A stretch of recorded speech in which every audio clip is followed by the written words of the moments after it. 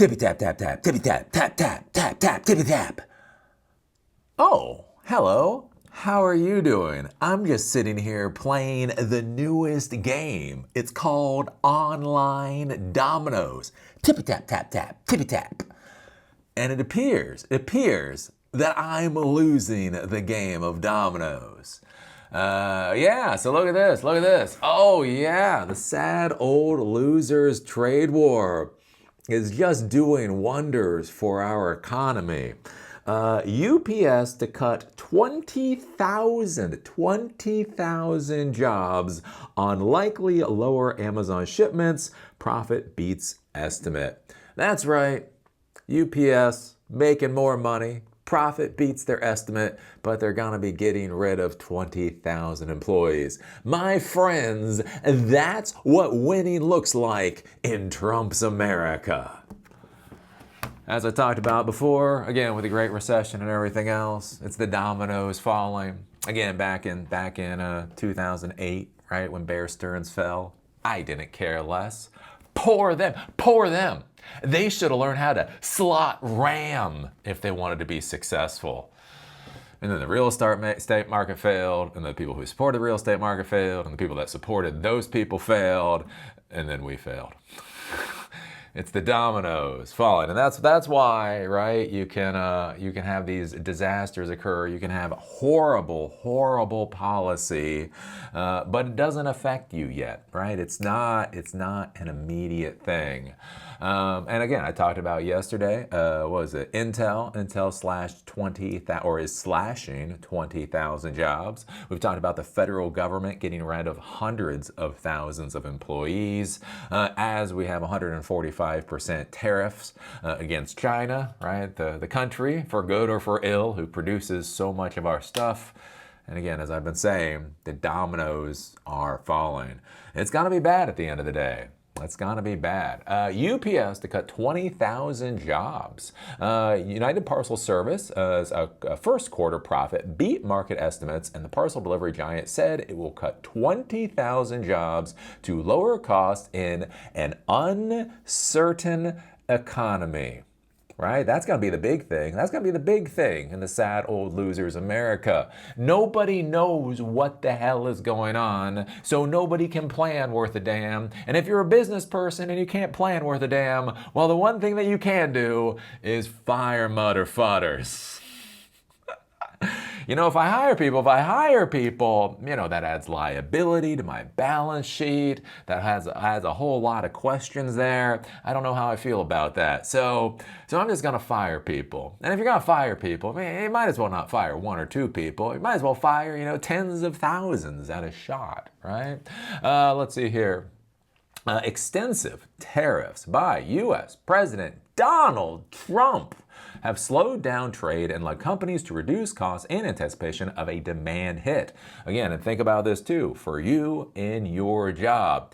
They are reducing costs because they're anticipating the demand hit. For parcel delivery firms, the slowdown is likely to reduce the need for shipping services between companies. And we talked about that before, where shipments coming in from China has basically shrunk. Year over year, shipments from China into our Western ports are down by 44%. That comes out to 700,000 truckloads, basically, semi-trailer loads of material that was supposed to get shipped around. We are down by 700,000 loads. 700,000 loads that would have paid delivery drivers, 700,000 loads that would have paid warehouse workers, 700,000 loads that would have paid logistics personnel and maintenance staff and the rest of it. 700,000 loads of economic activity was thrown in the trash can because we have somebody that is basing their economic policy on whether or not he feels the public is being yippy, whatever the hell that means. Let's see here. If we go down, the company last year said it cut its workforce by 12,000 jobs. So that UPS already cut jobs under Biden was already cutting jobs, and that's one of the things I've talked about before. Our economy is not in a good position, right? The last time our economy was in a decent position was probably 2007, 2008. We had the Great Recession, and then obviously we're not in the recession anymore, but we're in the recession era. They dropped interest rates. They did a lot of stupid things. They didn't pull back those policies for well over a decade. And so we are due for a reset anyway. And so these policies are just making that all the more extreme. Let's see here. The Atlanta-based parcel delivery firm in January warned that it was accelerating its plan to slash millions of deliveries for its largest customer, Amazon, which accounted for 11.8% of its overall revenue. UPS also faces a sharp downturn in volume from China-linked bargain e-commerce sellers Temu and Shein after the U.S. decided that starting May 2nd, it will collect tariffs on goods that were duty-free up to $800 per individual sale. That's what's going on. The dominoes are falling. So just make sure you know what the hell you're doing. Eli, what's your advice? Eli, you're just all doom and gloom. What's the advice? The advice is make sure you know what the hell you're doing. Make sure all your ducks are in a row. Get those ducks in a row. Get them marching. Left, right, duck. Right? Anyways, get those ducks in a row. Make sure you understand how your company actually makes revenue, makes profit. Get yourself into a position where you're dealing with the plumbing and not the moonshots. And bone up on your resume because yeah, we are going into an economic disaster.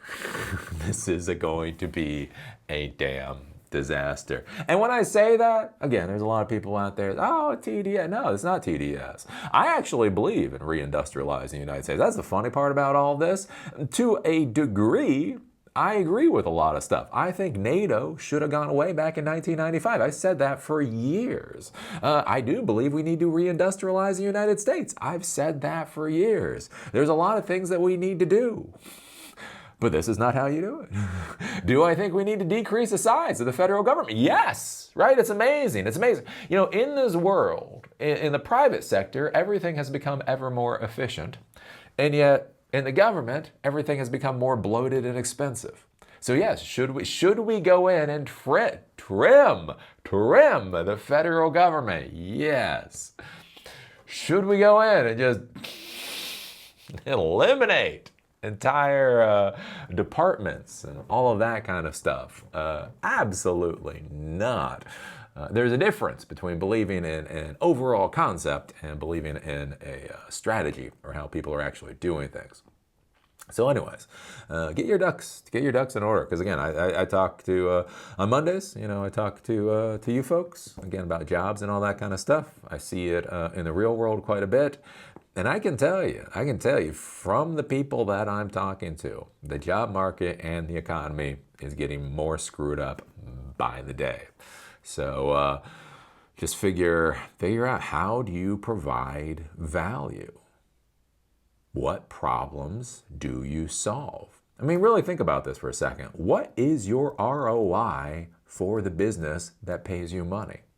Again, it should be a 4x ROI. If you're in a profit center, they should make 4 times the amount of money they pay you. If they pay you $100,000 a year, they should be getting $400,000 in revenue in return. If they're getting 3x, I mean, they should be doing better, but that's probably fine. If they're getting 2x, you gotta be careful, because 2x isn't what you think it is. Again, when I say 4x, you're like, oh, but no. I mean, remember, basically, if you're anywhere near the profit center, you have to pay for the warehouse workers. You have to pay for the warehouse. You have to pay for the facilities. You have to pay for the coffee. You have to pay for the toilet paper. You have to pay for the marketing. You have to pay for the sales. You have to pay for a lot of other things, right? That's where the 4x comes from. So if you only got 2x, that's actually a lot tighter than you might think. If you got 1x, right? If you bring into the company literally the exact amount of money that you cost the company, you're losing the company. That's actually a loss of money for the company. But maybe, probably not, but maybe there's a reason for you to be there. If you're 0x, if you, for the life of you, cannot figure out how the company makes a dime of money from what you're doing, guess what, boys and girls? You are going to be on the chopping block. Anyways, so yeah, lots and lots and lots of layoffs. Trump's America. Layoffs, tens of thousands of layoffs by the day. I was informed we would get tired of winning. You're gonna win so much, we're gonna get tired of winning. And all I gotta say as an American, again, whoever the president is, whether it's Bush, whether it's Obama, whether it's Trump, whether it's Biden, you know what I'd like? I would just like to win something. I don't want to be tired of winning. I don't want to be exhausted. That's not fun, right? If you go into a game and you always know you're going to win, that's actually kind of boring. But I'd like to win once in a while. Every once in a while, I would actually like to win. You ever think about that as America? We're like, winner, we're winners. Are we? Doesn't feel like it. Anyways, if you don't know, I'm known as Eli the Computer Guy. My pride and joy currently is silicondojo.com. What if high quality technology education was simply as accessible as water? If you go to silicondojo.com, we have self-study courses. So a 48-part Python series, we have a SQL series, we have something called Bottle Web App Framework series. Those are simply available. You go, you sign up for them, you take them. We do one-on-one conversations every Monday. I did that yesterday. Anywhere between 4 to 6 people in a day, basically 30 minutes, sit there and talk with you folks about your careers and technology stacks. I really would like to talk more about technology stacks, but anyways, mainly about careers. Mainly people crying and say, Eli, my career prospects suck. And it's like, yes, yes, dear grasshopper, that is what we call macro forces. Grasshopper, what do you do when the macro forces come for you? It's like, well, I go into horse stance and punch them in the nuts. No, grasshopper, when macro forces come for you, you run. Run, motherfucker, run. Run, motherfucker, run, motherfucker, run, motherfucker, run. That is what you do with macro. You will never beat the macro. But anyways, and we do group sessions on Zoom. We're going to be having another CEO of a development company. He will probably be in next week. So we've had a CEO of an MSP, a managed service provider. We've had a biz dev person, and we're going to have a CEO of a development company. And I'm going to try to do those. I try to do those every week. But anyways, that's what's going on with silicondojo.com. If you're interested, go to silicondojo.com. Join silicondojo.com. You can pay me or not. There's a donor box link down below. I do like money, but you know, you do you. You do you. I'm just gonna talk about macro. Playing dominoes against macro forces. This was not a good idea. Anyway, so what I want to talk about today is China's Huawei develops new AI chip seeking to match Nvidia. So this came from the Wall Street Journal. Wall Street Journal is behind a paywall, so we're not actually going to read this. We're going to read MSN, who copied this. I don't really understand how that works, but anyways, it does. But yeah, surprise, surprise, surprise. China man doesn't want to be told by a senile old bastard halfway around the world that their society has advanced far enough, so they're just gonna produce the stuff they need. Shocking. An industrialized society with 4x our population isn't going to bend the knee. Anyways, I've talked about this whole issue for a long time. Again, in the United States, we are very anti-China.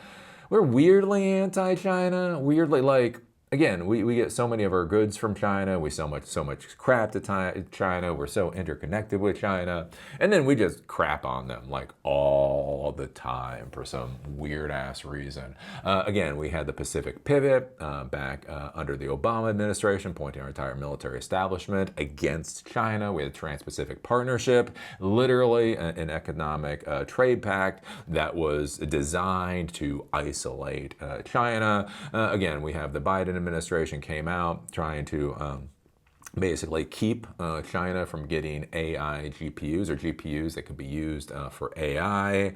And basically what's essentially happened is the United States has said China is our enemy, ergo anything China does is bad. unless you want cheap crap, and then it's good. It's so weird. You know, it's funny. It's like the Uyghur thing, right? There's this whole Uyghur thing. There's concentration camps about Uyghurs.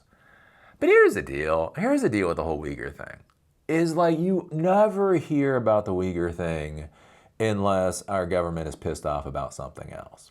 Right? If we're pissed off about Taiwan, then you hear about Uyghurs, right? If we're pissed off that they gave us 125%, tariffs against our products because of our 145% tariffs against theirs, then we hear about Uyghurs. Like basically, you only hear about this stuff when it's being used for political points by our political class. After that, everybody just basically kind of shuts the hell up. And the other weird thing too, again with the whole China deal, is there's this whole idea that they're breaking the rule. They're breaking the rules.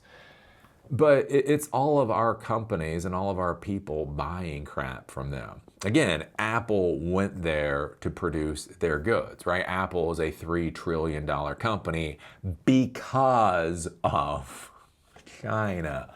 Period. Again, so much of our computer manufacturing, electronics manufacturing, all this kind of stuff. The reason our companies have the value that they do is literally because of China. And so we go to China for them to produce our stuff at a low cost, and then we browbeat them for producing our stuff at a low cost. It's just bizarre. And again, there's this whole idea that China needs to be more like us, that we are the superior society, they are the inferior society, ergo they need to step up to our standards. And again, if you look at this with their entry into the World Trade Organization, again, one of the most hilarious things, again, when you look at supremacy, supremacists believe that they are right, they are the best, everybody else is inferior, ergo everybody else will do what the supremacist feels that they should do. When China was brought into the WTO, again, and I remember this,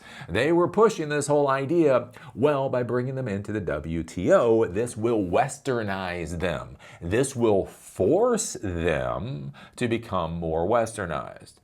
And then China did what China did because they don't see us as superior. They don't actually see us as superior.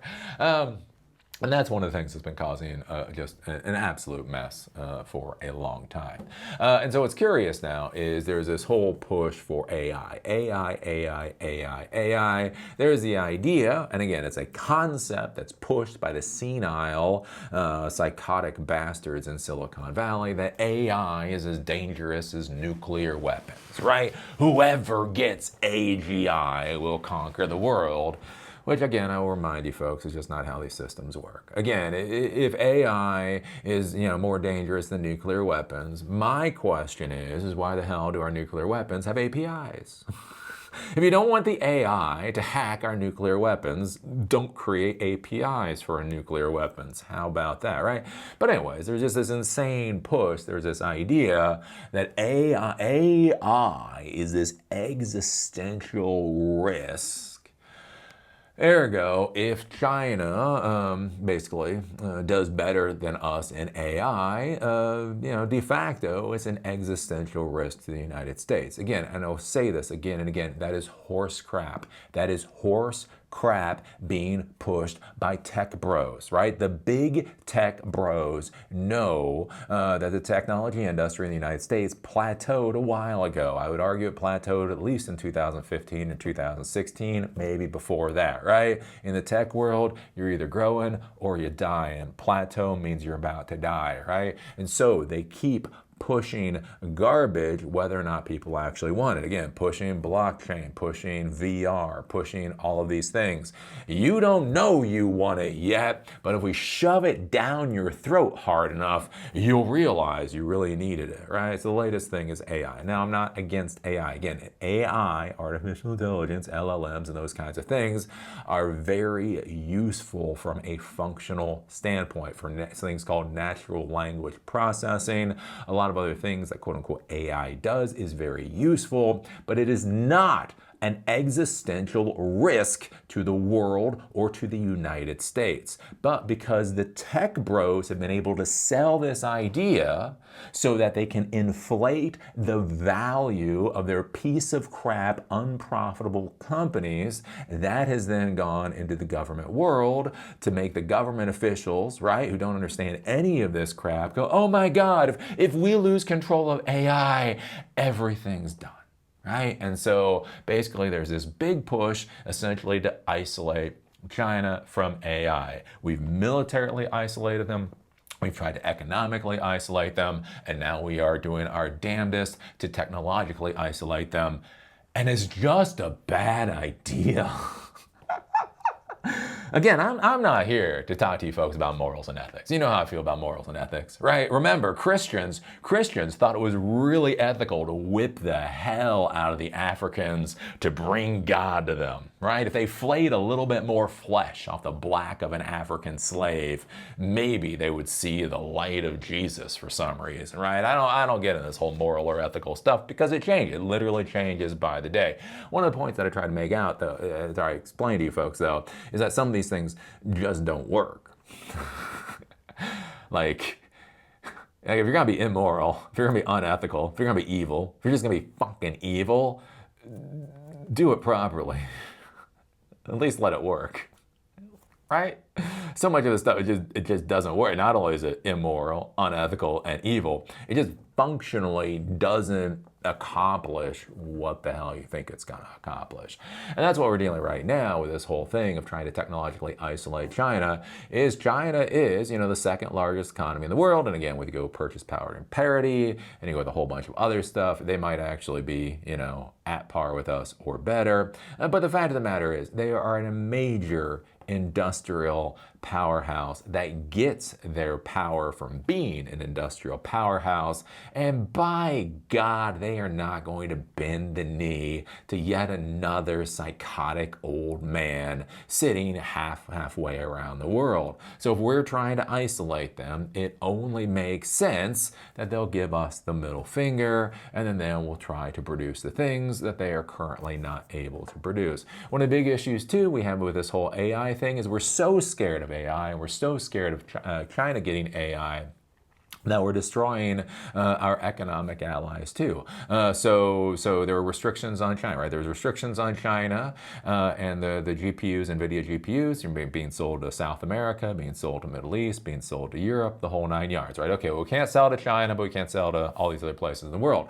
Well, GPUs are going from the Middle East to China. So then the Biden administration put restrictions on what could be sold to the Middle East. Oh, GPUs we're getting from South America to China. Oh, we're going to put restrictions on what can be sold to South America, right? Again, we started having more and more and more restrictions because when you give any of these people the power to say no, again, they don't know when to stop. Again, that's the whole thing with authority. When I talk about Silicon Dojo, authorityless system, is because as soon as you give somebody authority to do something, they will do it. Sometimes they'll be right. A lot of times they'll be wrong. Even if it's not nefarious, even if they're doing it for the best of intentions, they will still be wrong. And so one of the issues is right, we are restricting the ability of our companies to sell their goods and services around the world because of the scary Chinese. So the issue then becomes, if you're China, and the Western world will no longer sell you the products that you need, specifically to kneecap your entire society. Think about being a Chinese person. Imagine that, just for 1 second, think about being a Chinese person and all the stuff that China has been through under the dominance of the Western powers. Again, what the Western powers have done to China over 200 plus years is abhorrent. It is disgusting. It is vile. The thought that the Western powers would argue that we are a moral authority and that Chinaman gotta bend the knee is abjectly stupid, right? So if you're in China, you've dealt with the pure evil that the Western world has dealt to your country, your people, over the past 200 years, you're told that the Western world is now trying to societally kneecap because a senile old man half a world away is concerned about what you lowly people might do with this technology, right? Your society is supposed to be capped from a technological standpoint, right? Do you think the Chinese people are going to have any interest in that? And so they start putting money. Instead of buying our products, instead of buying our services, they start developing their own products and their services. And again, they're not the Congo, right? They've got factories, they've got engineers, they've got researchers, they've got all of this kind of stuff, right? They may be a few years behind, but they're a few years behind. They're not decades behind. So they start producing their own equipment. And then here's the thing, right? If you're South American, if you're Middle Eastern, right? You want to create an AI data center, right? You know, Saudi Arabia, God bless them. Something that they throw against the wall is going to stick, maybe, right? They're trying to find all kinds of ways to get away from being just an oil economy. And one of those things is creating AI-focused data centers, right? Look, if you can't buy Nvidia, if you can't buy AMD, and China is willing to sell you GPUs by the shipload, whose GPUs are you going to buy? So now not only have our GPU manufacturers and our AI vendors lost the Chinese market forever, but now all of these other markets that they're having a problem selling into, they've now lost those markets. And again, China's going to do what China's going to do, right? They're going to innovate. They're going to increase the speed of putting things out. You're going to be better quality products at a lower cost. And again, at what point are H100 GPUs essentially going to come in Cracker Jack boxes? And then what the hell is going to happen to Nvidia? What's going to happen to our trillion-dollar companies after our government forced China to basically devalue the proposition? That's my question. We go over, we take a look at this. Again, going over to MSN. Again, it's weird. I don't understand why. Wall Street Journal paywall. MSN. Everything that Wall Street Journal said for free. China's Huawei develops new AI chip seeking to match Nvidia. Huawei Technologies is gearing up to test its newest and most powerful artificial intelligence processor, which the company hopes could replace some higher-end products of U.S. chip giant Nvidia. The steady advance by one of China's flagship technology companies points to the resilience of the country's semiconductor industry, despite efforts by Washington to stymie it, including by cutting off access to some Western chip-making equipment. Huawei has approached some Chinese tech companies about testing the technical feasibility of the new chip called the Ascend 910D. People familiar with the matter said the company is slated to receive the first batch of samples of the processor as soon as late May. Right? So again, that's one of the things we hear about with this whole the GPU and the whole AI thing. The whole deal is, well, if we don't sell them this stuff, they won't be able to get their hands on it. Well, they're going to begin their first deliveries of them in May. Let's see here. The development is still at an early stage, and a series of tests will still need to be needed to assess the performance. Huawei hopes that the latest iteration of its Ascend AI processors will be more powerful than Nvidia's H100, a popular chip used for AI training that was released in 2022. Said one of the people. Previous versions are called the 910B and the 910C. And again, so one of the things we hear about is that China's behind. Right? The reason that we have to eviscerate our U.S. technology companies and the value that they provide to the world is to keep, China from being better than us. But here's the thing. 2022 is 3 years ago. Now, I'm not saying Nvidia, again, I think it's their Blackwell architecture. I'm not saying the new Nvidia architecture isn't better than what Huawei is putting out.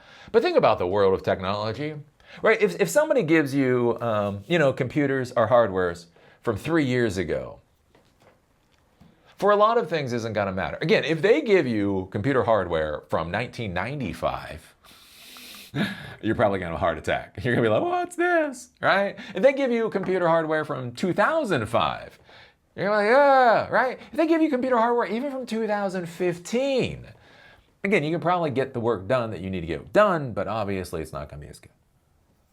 right? If they are able to replicate the performance of equipment that came out from Nvidia 3 years ago, I'm not saying it's not worse. I'm not saying, that is right now better than Nvidia.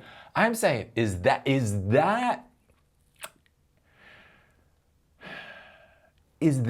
little of holding them back worth the destruction of our technology industries? Let's see here. Huawei has emerged as China's champion, a technology field where the U.S. Remains ahead. The Shenzhen-based company has developed some of the country's most promising substitute for Nvidia AI chips. It is part of Beijing's effort to groom a self-sufficient semiconductor industry. Huawei, which has been on a U.S. trade blacklist for nearly 6 years, showed its ability to shrug off American restrictions by releasing a high-end smartphone in 2023. The model, the Mate 60, was powered by a locally produced processor and raised eyebrows within the U.S. government when it was introduced during a visit to Beijing. The company's new chip uses packaging technologies to integrate more silicon dies together to boost performance, said people familiar with the matter. The 910D is power hungry and is less power efficient than NVIDIA's H100. But one of the things is to be thinking about this again when you're with China and you're worried about another country literally trying to prevent you from getting ahead. If Huawei is able to produce a chip that is more power hungry and less efficient, but still gives you the performance that you need, are you going to complain that much? Again, that's one of the whole things with options, right? When you're looking at the market, and you have the ability to buy numerous different GPUs, right? So there's an Intel GPU and an AMD GPU and an Nvidia GPU and a Huawei GPU, right? Well, nobody's going to buy the Intel. Nobody's going to buy the Intel GPU. That's a piece of shit. Again, yet another place where they failed. Again, I'm really at a loss how we're going to start reshoring so much of this technology when so many of our major players are just failing on their own. So anyways, nobody's going to buy the Intel GPU.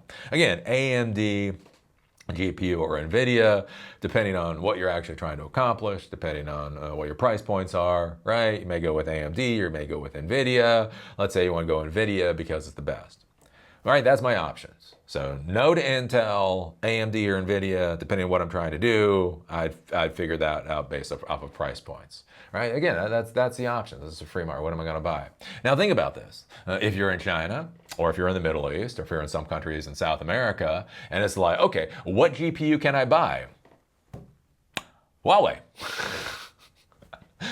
No. But I want a written breakdown of the cost, benefit analysis of why you're deciding to buy this particular GPU. Oh, you want the cost benefit breakdown of why we're going to buy this GPU? Yeah. Oh, okay. Because it's the only fucking one we can buy. Well, why don't we buy an Nvidia GPU? Because we're not allowed to buy an Nvidia GPU. Why don't we buy an AMD GPU? Because we're not allowed to buy an AMD GPU. Why don't we buy an Intel GPU? Are you no. I don't care if we can buy an Intel GPU. We're not buying an Intel GPU. And think about that. Right? Think about that at scale. Think about that from a geopolitical, global standpoint at scale. The presidents of the United States are so ignorant on how the technology world works. They are going to destroy what they believe, right, is our crown jewel, because again, they're trying to keep it to themselves. And so that's the deal, right? If we had if there was an open market around the world, Intel, AMD, Huawei, Nvidia, and again, you're in Saudi Arabia, or you're in Argentina, or you're in the United States, or you're in China, and you have to pick one of those things. Again, there's a good chance you might go with Nvidia for the best performance. There's a good chance you might go for AMD from a cost perspective. And then Huawei dies. While Huawei's product dies a capitalist death, right? You came out with a product, right? The price is high while the resource consumption is also high, right? People bought other things and then the product goes away. But no, our presidents, our leadership literally are forcing Huawei to become a competitor in this world. It's gonna be bad for us. Let's see here.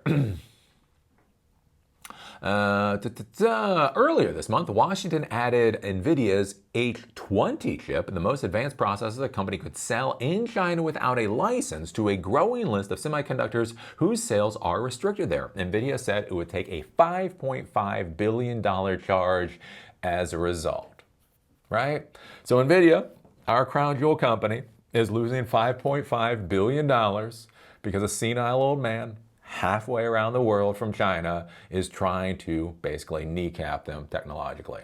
The restrictions offer an opportunity to Nvidia's Chinese rivals, such as Huawei and Beijing-based Cambricon Technologies, which have developed similar chips. This year, Huawei is poised to ship more than, and again, you start thinking about the numbers at scale, you're like, oh, Eli, oh, they're producing a couple of chips. Who the hell cares? This year, Huawei is poised to ship more than 800,000 ASIN 910B and 910C chips to customers, including state-owned telecommunication carriers and private AI developers, such as TikTok parent ByteDance, people familiar with said. Some buyers have already been in talks with Huawei to increase orders of the 910C after the Trump administration restricted the exports of Nvidia's H20s, right? So we can't buy the H20s, might as well buy the Huaweis. Despite manufacturing bottlenecks, Huawei and several Chinese chip firms have already been able to deliver some products comparable to Nvidia chips, albeit with a lag of a few years. Chip makers have been turning to technologies that can pack several chips together to create more powerful processors as it gets harder and more expensive to make the circuitry inside chips smaller. Beijing has also encouraged Chinese AI developers to increase purchases of domestic chips. State data centers have said most chips they use were from Chinese suppliers. Still, previous Huawei chips have struggled to live up to their hype. The 910C was marketed to clients as comparable to Nvidia's H100, but engineers who have used the two chips said Huawei's performance fell short of its rival. So, Huawei's previous chips were not as good as the H100, fell short of the rival. One of the big questions is just how short did it fall? Let's see, Huawei faces challenges in producing such chips at a significant scale. It has been cut off from the world's largest chip foundry, TSMC. China's closest alternative, Semiconductor Manufacturing International, is blocked from purchasing the most advanced chip-making equipment. Blah, blah, blah. Given such constraints, Huawei executives have talked about focusing on building more efficient and faster systems to leverage their chips instead of making individual chips more powerful. And again, that's one of the things I've talked about too with kind of architecture and systems design, right? One of the issues we have in the technology world is once a company gets a monopoly somewhere, many times it's not worth it for other companies to try to compete into that sector. So many times we use technological solutions, not because they're the best way something can be engineered, but it's the way that got engineered first. A company essentially monopolized that particular market segment, and everybody else was like, it's too much trouble. Again, I'm gonna go after some greener pastures where I think I can make some more money. Right? And so that's one of the things to think about with AI, right? There's this whole focus on Nvidia and AMD and that type of thing, and the idea of this is how you do AI. Because Nvidia was successful with the architecture that they're using, the idea is this is the architecture that you need to use for AI, which is not the case. Nvidia created this architecture, it works very well for AI, and so they're just scaling it out. The curious thing is if you had to go back to the whiteboard, what if you were the China man, right? And you were not able to get Western products. So when you were designing your AI solution in your particular environment with your resources, would you design it in the same way? And one of the concerning things here is what if they figure out a way to design it better? Right, because that's one of the things too with like Nvidia. Anyways, again, it's any technology company, right? You spend all this money on R&D, right? Billions and billions and billions of dollars on R&D. You finally get a damn product to work that you can actually manufacture at scale. Here's the thing. Once you get a product to work that you can manufacture at scale, that you've spent billions of dollars on, are you going to spend billions and billions and billions more dollars trying to get 10% efficiency, more efficiency, or 25% more efficiency? Are you going to spend billions and billions and billions of more dollars on taking a left-hand turn, on going to a 45-degree? You know, what if we rethought about how we did our architecture in a different way? No, you're not going to. You're going to make money. You're going to sell as many processors as possible. Again, that's a capitalist way. Again, the interesting thing is when you force China to go back to the drawing board, when they already know what's possible, because that's one of the big things, again, with research and technology and all that, is you don't know something is possible until somebody has proven that it can be accomplished. Once you know something is possible, right, that opens up a lot more opportunities. So China already knows that AI, what we have now, is possible, that you can get to that point. They've been blocked off from the global market. So what happens if they're like, what if we can get to this point, but through a different direction? One of the concerning parts is, what if the architecture that they design at the end of the day is superior to what we're using? Right? Let's see here. In April, Huawei introduced the Cloud Matrix 384, a computing system connecting 384 Ascend 910C chips. Some analysts said the system was more powerful than Nvidia's flagship rack system, which contains 72 Nvidia's Blackwell chips under some circumstances, even though the Chinese system consumes more power. And so that's the thing. So Nvidia's chips are more powerful and more resource light, but if you stack 384, if you stack 5x the number of Huawei chips into a system, you might be able to get the same performance. And again, we talk about like the modern world and distributed systems, it becomes an interesting idea. What if China becomes more of an expert in engineering distributed AI systems versus, right? Connecting more chips in a system isn't a trivial task. It requires stable networks as well as software and engineering to prevent network failures. Quote, having 5 times as many ascends more than offsets each GPU, being only 1/3 of the performance of an Nvidia Blackwell. Research firm Semi-Analyst wrote in a report, the deficiencies in power are relevant, but not a limiting factor in China. So yeah, there we are. There we are. So Huawei is producing GPUs that are competitive with Nvidia. They might not be quite comparative with Nvidia at this point, but it looks like they're only a few years behind. Beyond that, again, they're looking at different design architectures and that type of thing. And the curious question is, again, what happens if their design architecture becomes superior at the end of the day? And on, again, with all of that, think about if you're a non-American technology company. Again, if I'm a CIO, if I'm a CTO, there's something called risk management, right? And what risk management is as an executive, one of my jobs is to look at all of the risks for our technological systems, our technology systems, and basically mitigate, well, it's called mitigate, the damage that can be done from any of those risks. Right? So again, we're here in Asheville, North Carolina. We had a biblical flood. We had a biblical flood back in September. So if I had a data center here in Asheville, North Carolina, one of the things that I could do to mitigate the risk of the data center is basically put the data center somewhere up on a hillside. On a stable hillside, because we also had a lot of landslides, right? That's mitigating the risk. So we have a data center in an area that might flood, so we're just gonna put the damn data center higher than where the flood water would be. What about, if you lose power? How do you mitigate the risk of your systems losing power? Basically, put a diesel generator on so that they maintain their power, mitigating risk. How do you mitigate the risk of if they lose internet connectivity? I don't know, maybe put 50 Starlinks on the top of the damn thing. And if you lose internet connectivity, you still got the Starlinks, right? That's risk mitigation.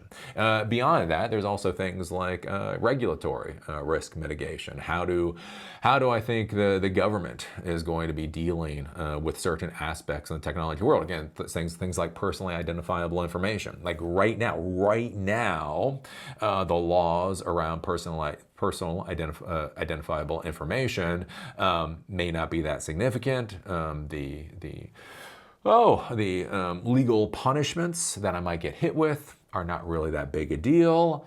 Blah, blah, blah. So right now, basically, I could damn near post my entire database up to Facebook or whatever, and maybe that doesn't matter a lot. But again, as a CIO, CTO, I know the way the world is going, at least the way the world should go. I know at some point that I'm going to need to actually be able to show that we're protecting that personal identifiable information more and more. So even though right now everything is fine, as a form of a risk mitigation strategy, we will set up, encryption at rest. We will set up encryption in transit. We will set up hashing routines instead of saving the specific information, that type of deal, right? So I'm mitigating the risk in the future. If the government actually ever gets off their ass and actually tries to protect the United States from the actual threats to American citizens, I can say these are the systems that we already have.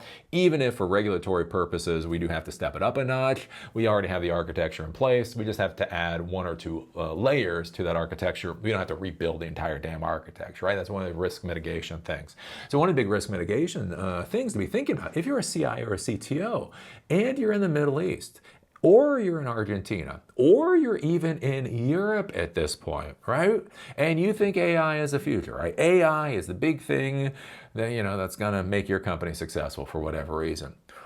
From a risk mitigation standpoint, as an executive right now, can your company tolerate the risk of buying Nvidia?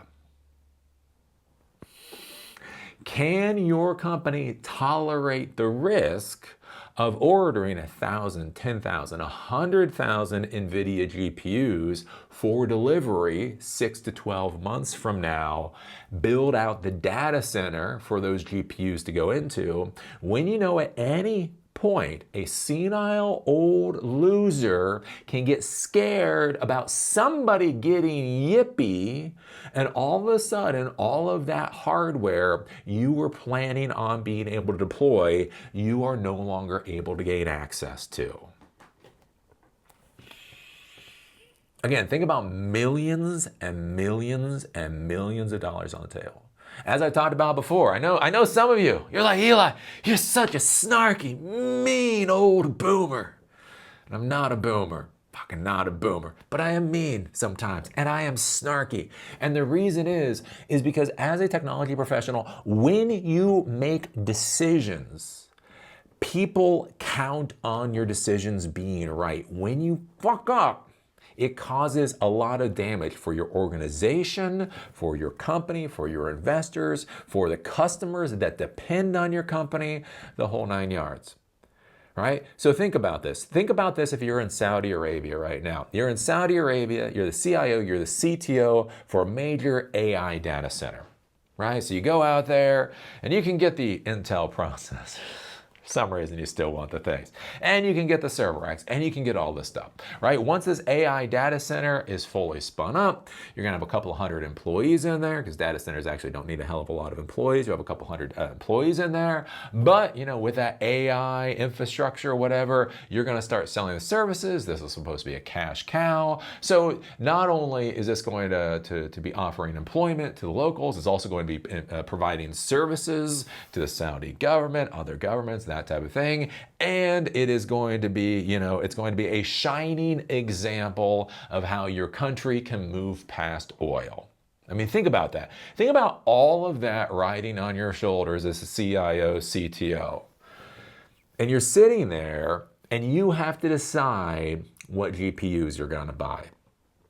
All of that is on your shoulders, right? Your job is risk management right, to reduce the amount of risk or the damage to any kind of event that happens to your organization or institution.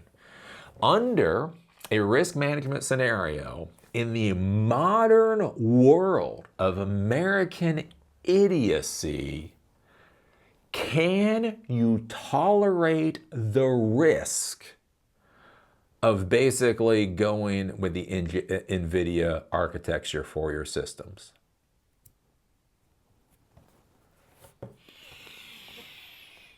If you know, look, I can buy the Chinese crap, and here's the thing, you know the Chinese might be whooping the crap out of the Uyghurs. I'm not gonna lie. You're like, oh yeah, I want to be a Uyghur right now. But you know what? China's gonna sell me the GPU today, and China's gonna sell me the GPU tomorrow, and China's gonna sell me the GPU the day after that. If I get into an argument with China, it's gonna be over, price points or whatnot. Who are you gonna go with? Again, what happens to Nvidia and AMD?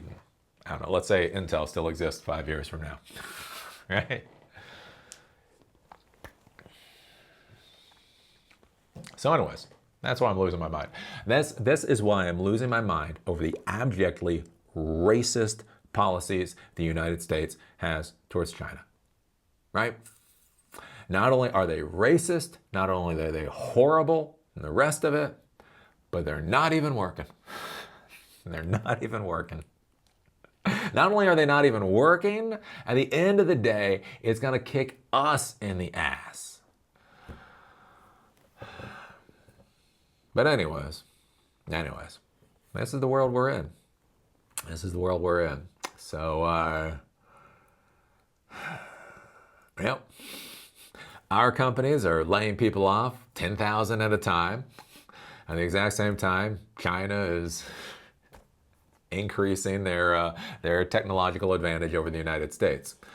All I've got to say is I'd really like to know what winning feels like. I don't have to win all the time. Winning all the time gets boring. Winning all the time gets boring. I would like to win. I would just, once in a while, I would like to feel like I'm actually winning as an American. That is how I feel. So anyways, what do you think about this? What do you think about Huawei chips and AI? What do you think about Huawei going into a slightly different direction with the architecture? What do you think about this? Again, from a risk management mitigation scenario for non-American companies. And then what happens to the American companies when they start losing all that business? 5 billion here, 10 billion here, 20 billion there. What happens to our $1 trillion companies when the senile old loser basically closes them out of the global market? I was watching one of those clips with him. He is so weird, because that's the thing, he says it. One of the reasons I think presidents and leaders should always be allowed on social media is because then they can say what they mean. You can literally go and you can see what they say. And there was this one where he was like, well, if the United States is like a retail store, we can set whatever price that we want, and then if you want our goods, you have to pay that price. It's like, oh God. What would be nice? Could we actually have a business person as president of the United States? The one thing that we haven't gotten out of the president of the United States in so long is somebody that's actually a business person. Can we get a business person to be president of our country? I mean, I'm just saying, that would be nice. Yeah, and people don't have to buy your crap.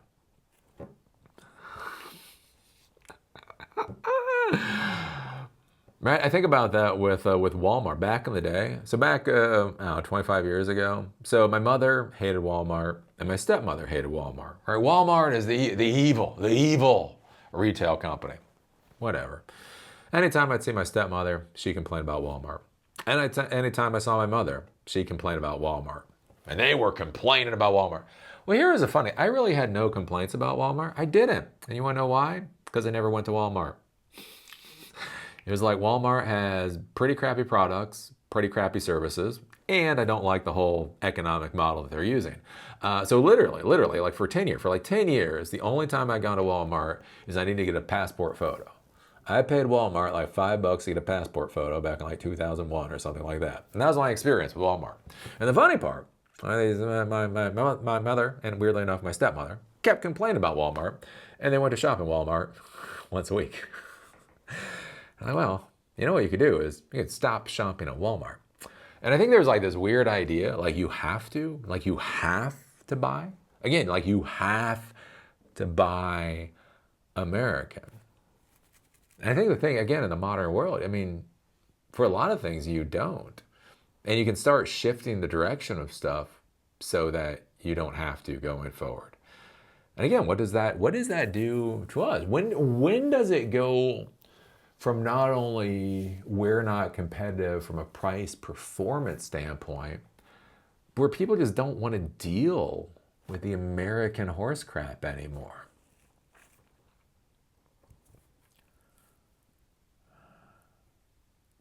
Anyways, that's what I'm pondering. So what do you think about this? What do you think about Huawei developing their new AI chips? What do you think about them being comparable, maybe, to Nvidia? How quickly do you think this is going to escalate to the point when they're superior to what we are producing? What do you think about our new economy under Trump?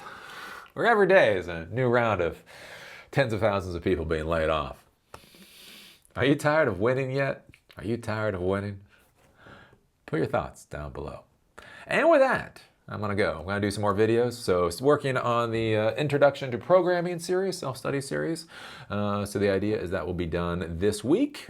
And then I keep putting those things out. Again, those classes are all simply available at silicondojo.com. If you want to support what I do, there's a donor box link somewhere. You can click on that. You can throw me some money. And with that, see y'all later.